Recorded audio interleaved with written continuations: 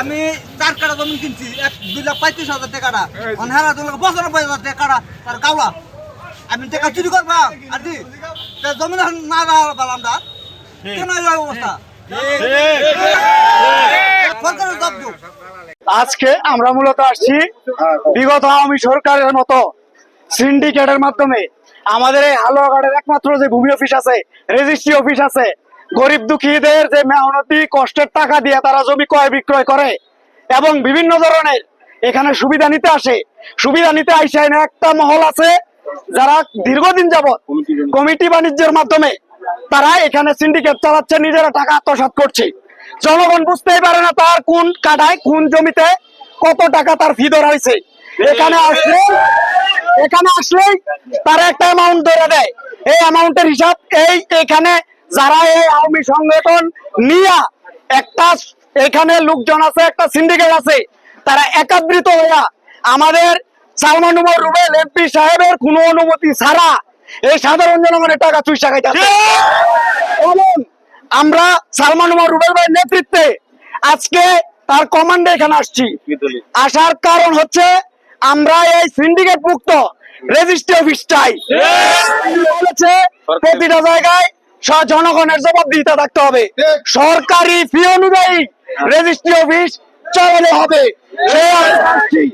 আর জারি ধারাবাহিকতায় এই সাব রেজিস্ট্রি অফিসের যেই পর্যন্ত কমিটি বিলুপ্ত না হয়ে জনগণের অধিকার আদায় না হচ্ছে এই পর্যন্ত আমরা এখান থেকে কেউ যাবো না। এবং আমি এবং আমাদের আপামর জনগণ সকলের চাওয়া এই দুর্নীতি মুক্ত, এই আওয়ামী সরকারের দোষর মুক্ত, দালাল মুক্ত এই সাব রেজিস্ট্রি অফিস আমরা যেন সকলে পাই। আর এই আশাবাদ আমি চাই ঊর্ধ্বতন প্রশাসন এবং জনগণের কাছে পৌঁছে যাক, সকলেই জানুক তাদের ন্যায্য অধিকার কি এবং সালমান উমর রুবেল তাদের ন্যায্য অধিকার প্রতিষ্ঠার জন্য কাজ করছে। এই কথায় সকল লোকজনের পক্ষ থেকে, সালমান উমর রুবেল ভাইয়ের পক্ষ থেকে আমি সকলের কাছে এই উদারত আহ্বান জানাই, আপনারা সকলেই এখন থেকে ইনশাল্লাহ এই সাব রেজিস্ট্রি অফিসে আপনারা দালাল মুক্ত, আওয়ামী স্বৈরাচার মুক্ত, সিন্ডিকেট মুক্ত পাবেন ইনশাল্লাহ। আমাদের দলিল যেহেতু বিভিন্ন প্রকার দলিল এবং বিভিন্ন প্রকার দলিলের ফিসও বিভিন্ন রকম হয়, সেজন্য আমাদের অফিসে আপনার অফিসের বাইরে দুটো সিটিজেন চার্টার দেওয়া আছে, তারা সেখানে দেখবে এবং যদি দেখার পরেও তারা না বোঝে তাহলে আমার সাথে এবং আমার অফিসের সহকারী আছে তার সাথে সরাসরি কথা বলেও তারা এই সরকারি ফিস সম্পর্কে জানতে পারে, যাতে তারা হালুয়াঘাট উপজেলাবাসী যাতে প্রতারিত না হয় সেজন্য আমরা সর্বোচ্চ সেবা দেওয়ার চেষ্টা করি।